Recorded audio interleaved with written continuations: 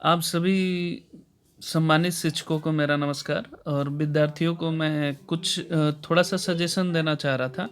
थोड़ी-सी मेरी एफ़र्ट है, तो आप सभी शिक्षकों से निवेदन है, कृपया ये सभी बच्चों को शेयर करें।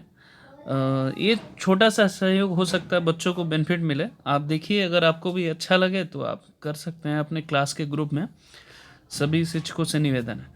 तो मैं एक-एक चैप्टर बताना चाह रहा हूँ कि कैसे मैथ्स की तैयारी किया जाए, जिससे हमारा जो सीबीएसई का फर्स्ट टर्म आने वाला है, तो उसमें 100% ये स्कोर कर सकें बच्चे। इन सभी के बारे में डिस्कशन करना चाह रहे हैं। तो चैप्टर वाइज़ हम डिस्कशन करेंगे, तो एक बार देखिए, अगर आपको अच्छा लगे तो अपने क्लास ग्रुप में ज़रूर शेयर करिएगा। चलिए, अब जैसे पहला चैप्टर है, हमें रिलेशन फंक्शन में क्या पढ़ना चाहिए। सबसे पहले मैं बच्चों को बता देता हूँ कि रिलेशन फंक्शन में आप जानते हैं रिलेशन में हमारा 3 तरह से, एक रिफ्लेक्सिव पढ़ना है, तो रिफ्लेक्सिव, दूसरा हमारा सिमेट्रिक पढ़ना है, सिमेट्रिक, और तीसरा हमारा ट्रांजिटिव पढ़ना है। तो इसमें जो पढ़ने का ट्रांजिटिव पढ़ना है, तो इसमें जो पढ़ने का तरीका है, नंबर ऑफ रिफ्लेक्सिव जरूर पढ़िए, नंबर ऑफ सिमेट्रिक जरूर पढ़िए, इन दोनों की मीनिंग जरूर पढ़िए। इससे रिलेटेड क्वेश्चन आएगा, प्रूफ करने का नहीं आएगा इक्विवेलेंस रिलेशन, क्योंकि ऑब्जेक्टिव टाइप क्वेश्चन है। फिर से मैं रिपीट कर रहा हूँ, इसमें क्वेश्चन वो पढ़ने हैं जो आपको number of reflexive, number of symmetric और स्टेटमेंट, जैसे मान लीजिए 1 1 है, 2 2 है, 3 3 है, इस तरह का पूछ सकता है, ये कौन सा रिलेशन बना सकता है, ये आपको पढ़ना है। फंक्शन में आपको 1 1 और आन 2 का कॉन्सेप्ट पता होना चाहिए कि कौन सा फंक्शन 1 1 होगा, कौन सा फंक्शन आन 2 होगा।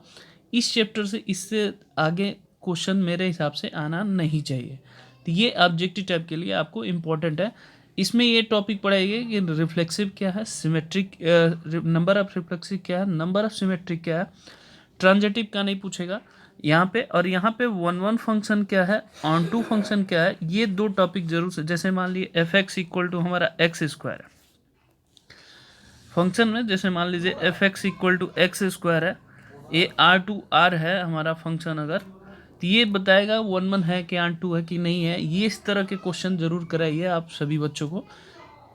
ये आपको रिलेशन फंक्शन ये इनफ रहेगा, इससे ज़्यादा आगे आने की ज़रूरत नहीं है। आई थिंक सीबीएसई में नहीं पूछेगा। बढ़ते हैं दूसरे चैप्टर की तरफ। इनवर्स ट्रिग्नोमेट्री में डोमेन रेंज जरूर पढ़ाइए सारे बच्चों को। जो भी हमारा ट्रिग्नोमेट्रिकल फंक्शन है, मोस्टली प्रोबेबिलिटी साइन और कॉस का जरूर पढ़ाइए। डोमेन रेंज पढ़ाने के तो आप 6 सारे पढ़ाइए, लेकिन मोस्टली इसका, जैसे मान लीजिए sine inverse something, sine inverse root x-1 का डोमेन क्या होगा, रेंज क्या होगा, इस तरह क्वेश्चन जरूर कराने की कोशिश करिए।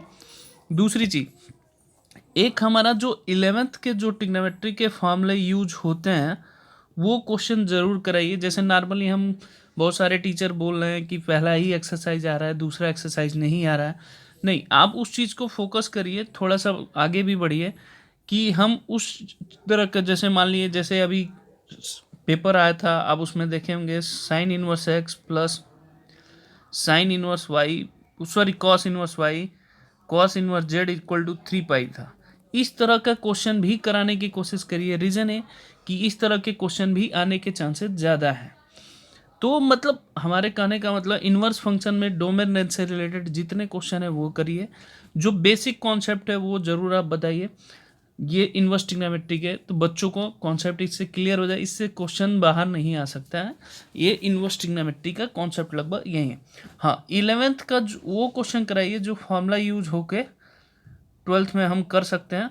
जैसे ये है tan इनवर्स 1 + x² -1/x है, तो ये 11th का फॉर्मूला यूज करके हम कर सकते हैं। तो ये क्वेश्चन जरूर कराने की कोशिश करिए, बच्चों को हेल्प हो सकता है। ये दूसरा चैप्टर है। तीसरे चैप्टर की तरफ चले, मैट्रिसेस में वो चीज़ें कराइए। ऑर्डर जरूर समझाइए बच्चों को। ऑर्डर मतलब ये हुआ कि जैसे मान लीजिए ए का ऑर्डर हमारा n×3 है, बी का ऑर्डर हमारा m×5 है, तो ए बी का ऑर्डर क्या हो सकता है, चाहे डिफरेंस का ऑर्डर क्या हो सकता है, इस तरह के ऑर्डर जरूर पढ़ाइए। ये मोस्ट इम्पॉर्टेंट है, ऑर्डर जरूर आ सकता है। हाँ, और एक चीज़ और, सिमेट्रिक और स्क्यू सिमेट्रिक की प्रॉपर्टी जरूर पढ़ाइए इसमें बच्चों को।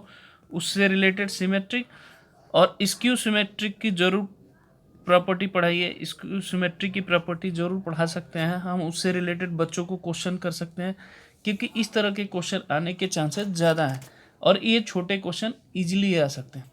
एक और क्वेश्चन ऐसे ही पूछे जा सकते हैं, जैसे एक मैट्रिक्स यहाँ गिवन हो, दूसरी मैट्रिक्स यहाँ हो, इक्वल टू 0 दे रखा हो, तो यहाँ पे देख सकते हैं हम एक्स की वैल्यू फाइंड करना हो तो भी हम पढ़ा सकते हैं। ये ऑब्जेक्टिव टाइप क्वेश्चन में आ सकते हैं। बच्चों को भी इस तरह के क्वेश्चन ज़्यादातर प्रैक्टिस करना। लॉन्ग क्वेश्चन इसमें आने के चांसेस बहुत कम है, लॉन्ग क्वेश्चन इसमें नहीं। एक तो सिमेट्रिक आप पढ़ सकते हैं, स्क्यू सिमेट्रिक पढ़ सकते हैं, मैंने आपको बताया दोनों की प्रॉपर्टी आप जरूर पढ़िए। फिर आप इसमें ऑर्डर जरूर पढ़ के जाइए, ऑर्डर से रिलेटेड इसके क्वेश्चन जरूर आएंगे। ये मैट्रिक्स में इसकी प्रैक्टिस जरूर करिए। डिटर्मिनेंट में क्या करिए कि एक तो पहले सिंगुलर मैट्रिक्स जरूर पढ़ाइए। सिंगुलर मैट्रिक्स क्या होता है बहुत बच्चों को नहीं पता है, ये जरूर पढ़ाइए। और adjoint a equal to formula इसका जो मॉड ए से रिलेटेड पावर n-1 n हमारा ऑर्डर होता है, ये जरूर पढ़ाइए। इन्वर्टिबल मैट्रिक्स क्या होता है, बेसिक कॉन्सेप्ट क्या होता है, ये जरूर आप पढ़ाने की कोशिश करिए। एक वो पढ़ा सकते हैं आप, इसमें जो लैंग्वेज दिए रहते हैं उसमें 3 मैट्रिक्स बना के, वो केस स्टडीज़ में क्वेश्चन आ सकता है। तो यहाँ से ये 3-4 टॉपिक हैं जो इजीली हम उसको प्रैक्टिस कर सकते हैं। सिंगुलर क्वेश्चन से आ सकता है, एडजॉइंट का भी आ सकता है, डबल एडजॉइंट अगर लिखा हो तो भी आ सकता है। तो ये सब बेसिक फॉर्मूले हम पढ़ा सकते हैं, इससे रिलेटेड क्वेश्चन बच्चों को करा सकते हैं, जो काफ़ी हेल्पफुल होगा। और कॉन्सेप्चुअली तो सबको ज़रूर पढ़ाना है, ये चीज़ें क्लियर हो गया। ठीक है, आगे बढ़ते हैं। अब देखेंगे कंटिन्यूटी में वो कंटिन्यूटी पढ़ाइए जिसमें फाइंड द वैल्यू ऑफ के हो। जैसे दो फंक्शन कंटिन्यूअस है तो उसमें के की वैल्यू फाइंड कर, तो कोशिश करिए कि डेरिवेटिव मेथड से तुरंत जैसे वैल्यू निकालने की कोशिश बताइए, क्योंकि वहाँ ऑब्जेक्टिव टाइप क्वेश्चन है तो आंसर निकालने से मतलब है हमें कॉन्सेप्ट के थ्रू, डेरिवेटिव के कॉन्सेप्ट से आप उसको कराइए। डायरेक्ट लिमिट पुट करा के भी आप करवा सकते हैं। डेरिवेटिव हम पढ़ते हैं तो एल हॉस्पिटल रूल भी हम पढ़ा सकते हैं एल हॉस्पिटल रूल बता के भी हम कंटिन्यूटी के के की वैल्यू हम इजीली फाइंड कर सकते हैं। रीज़न ये क्योंकि हम डेरिवेटिव पढ़ाते हैं तो बच्चों को डेरिवेटिव इजीली आ सकता है, तो वहाँ पे ये पढ़ा सकते हैं। डिफरेंशियबिलिटी में क्या करना है कि डिफरेंशियबिलिटी में जो taken log both the side concept है वो वाला एक्सरसाइज जरूर कराना है, taken log both the side, क्योंकि उसके क्वेश्चन आने के चांसेस ज़्यादा हैं। ठीक है, दूसरी चीज़ इसमें देखेंगे कि हम और अगर इसमें फंक्शन की जो हमारा एक ऑर्डर है, 2 ऑर्डर है, 3 ऑर्डर है, वो जरूर करें। पैरामेट्रिक का भी कर सकते हैं, dy/dx इक्वल टू कितना आएगा, वो चीज़ें कर सकते हैं। ठीक है, तो ये पढ़ाने के तरीके हो जाएंगे, स्ट्रेटजी जिससे हम इजी तरीके से कर सकते हैं डिफरेंशियबिलिटी के। मतलब लॉगरिथम के बाद की जो भी एक्सरसाइज है वो आप पढ़ा सकते हैं और उससे रिलेटेड सारे बच्चे प्रैक्टिस भी कर सकते हैं, क्वेश्चन आ सकता है। ऑब्जेक्टिव टाइप क्वेश्चन बहुत इंपॉर्टेंट है। मतलब इसमें जैसे जैसे इस बार पूछा था कि साइन वाई, एक पेपर में आया था sine y equal to a cos x a plus y. तो बच्चों को यहाँ बताइए कि जहाँ भी वाई का डेरिवेटिव करते हैं dy/dx होता ही होता है, वहाँ लिखते हैं साथ में, क्योंकि हम एक्स के रिस्पेक्ट में करते हैं। फिर एक और क्वेश्चन पूछा था y इक्वल टू x² था। इस तरह के क्वेश्चन जरूर कराइए आप बच्चों को।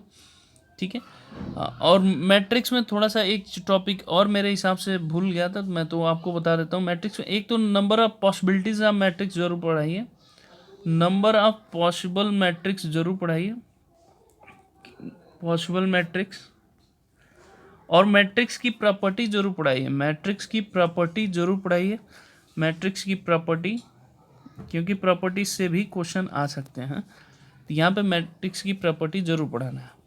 ठीक है, जैसे मान लीजिए किसी में दे देता है a² इक्वल टू ए दे रखा है, चाहे a³ इक्वल टू ए दे रखा है, तो उसके बाद कोई इक्वेशन दे देता है, फिर उसको सॉल्व करना है। इस तरह के क्वेश्चन जरूर मैट्रिक्स में करा सकते हैं और उस तरह के बच्चों को भी प्रैक्टिस करना बहुत इंपॉर्टेंट है। हमने क्वांटिटी एंड डिफरेंशियबिलिटी। अब आते हैं एप्लीकेशन ऑफ डेरिवेटिव में। हमें सबसे पहले इंक्रीजिंग डिक्रीजिंग का कॉन्सेप्ट क्लियर होना चाहिए।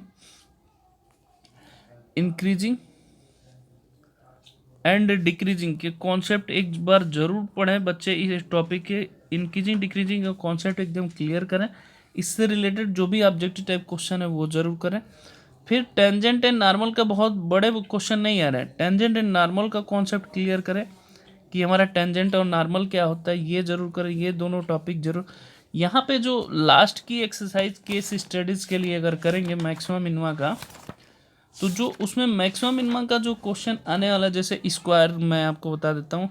क्वेश्चन नंबर 17 जरूर बच्चों कराइए, 17, 18। फिर हमारा लास्ट एक्सरसाइज का 6.7 का अगर कर सकते हैं तो हम। फिर 22 क्वेश्चन हमारा, 23 क्वेश्चन। बाकी जो आपके उसमें मिसलेनियस में कई क्वेश्चन हैं जिसमें आने के चांसेस हैं, वो जरूर करें मिसलेनियस का। और एग्जाम्पल नंबर अगर 50 का है तो ये जरूर कराइए, क्योंकि केस स्टडीज के क्वेश्चन ऐसे ही बनते हैं।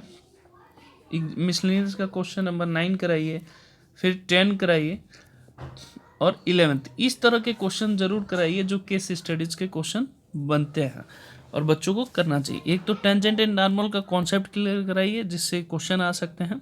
इंक्रीजिंग डिक्रीजिंग का क्वेश्चन हम कर सकते हैं जिससे बच्चों को हेल्प मिल सकता है। और लास्ट अगर देखेंगे तो ये पूरे समरी करने के बाद आप एक चीज़ देखेंगे, इसके बाद जो टॉपिक हमारा बचता है एलपीपी। एलपीपी में ग्राफ का जरूर बताइए कि ऑप्टिमल सॉल्यूशन क्या होता है, जब फिजिबल रीजन क्या होता है। फिगर अगर ग्राफ बन रहा है सेटेड एरिया सपोज करिए 4-5 पॉइंट दे तो उसमें मैक्सिमम वैल्यू कौन से पे आएगी, किस पे सेटिस्फाई करेगा, ये जरूर कराने की ज़रूरत है। तो ये पूरे टॉपिक से रिलेटेड है। हाँ, एक चीज़ और डेरिवेटिव में थोड़ा सा मिसिंग हो गया था। एक जैसे इस बार नए आप देखेंगे क्वेश्चन बुक में नहीं था हमारे, cot inverse x with respect to tan inverse x था। ये क्वेश्चन पूछा हुआ था। इस तरह के क्वेश्चन भी हम करा सकते हैं क्योंकि इस तरह के क्वेश्चन ऑब्जेक्टिव टाइप क्वेश्चन में आते ही आते हैं। तो ये सारे कॉन्सेप्ट है, अगर इस तरह के क्वेश्चन हम कराएं तो बच्चे ऑलमोस्ट इजीली बहुत अच्छा स्कोर कर सकते हैं। 100% तो कर ही सकते हैं। इस तरह के क्वेश्चन से टॉपिक से बाहर नहीं आ सकता है। एलपीपी का ग्राफ से रिलेटेड जरूर कराइए कि हमारा कौन सा ऑप्टिमल सोल्यूशन है, फिजिबल रीजन कौन सा है, कहाँ कहाँ पे पॉइंट पे मैक्सिमम आ सकता है, कहाँ कहाँ पे मिनिमम आ सकता है। तो ये सारे टॉपिक को हम कवर कर सकते हैं। बाकी कुछ छूटा हो तो आप लोग खुद मुझे भी सजेशन दे सकते हैं। ओके, धन्यवाद, जय हिंद।